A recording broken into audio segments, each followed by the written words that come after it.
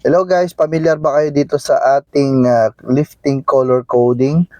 So guys, ito po, different po ito o iba po ito sa mga lifting like webbing sling color code kasi yung sa webbing sling, ito po yung capacity niya. So ito po is isang program kung saan every 6 months ay pinapalitan po ng color coding ang mga lifting equipment. Okay? Ang magi-inspect mo nito is approved third party. Okay? Sa Pilipinas, approved ng DOLE yung third party. Dito sa ibang bansa, ganun din po. Approved po ng concerned authority or authority bodies yung third party na magi-inspect, which is have the competency to do the inspection, like if kung meron po siyang LEEA na qualification o LEA, okay? Or baka meron pong equivalent doon sa LEA, so yun po ang dapat mag-inspect, hindi po yung safety officer, hindi po yung engineer or project engineer. Yan po ang basihan ng isang competent inspector with regards to lifting equipment inspection. Okay guys?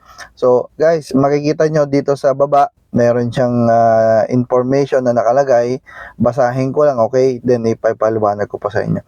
A new color code shall be introduced every 6 months, with the old color code being changed out every 60 days to allow inspection and the new color code to be applied.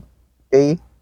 During the change out period, as noted above, either of the two in-date color codes are acceptable and the color code boards with display both color during change of periods and the single valid color at other times. The lifting inspector shall shall witness the painting of color codes and shall advise custodian to update the information board. Okay guys? So napakasimple lang po yung information na ating i-communicate sa ating project site engineer o project manager with regards to lifting color code.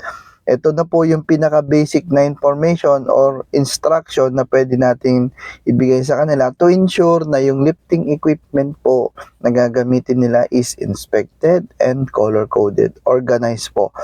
So ito po guys, ipapaliwanag po natin.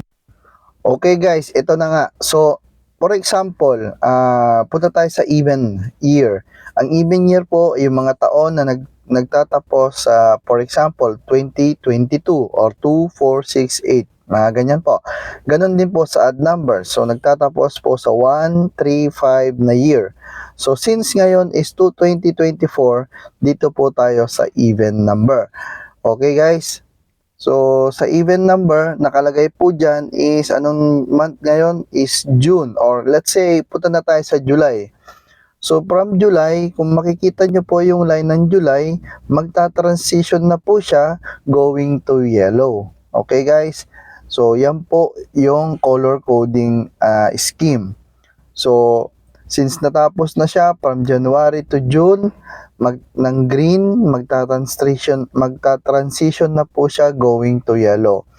So, maghanda na po kayo, magbigay na po kayo ng request sa purchase na kailangan nyo magpa-inspect ng mga lifting equipment. Starting, let's say, July katapusan, let's say, July 1st hanggang August katapusan, kailangan po lahat po ng lifting equipment nyo is color-coded na and inspected na po ng approved third-party inspection ng inyong local authority. Like I said earlier, DOLE, or dito naman sa ibang bansa is yung mga authority po rito na nagpapa-implement ng mga ganitong color coding. Okay guys? So kung may tanong lang po, lagay lang po sa comment. At kung sa tingin nyo is informative po yung ating topic, can you please like, share, and comment. Maraming salamat po guys, and have a safe day.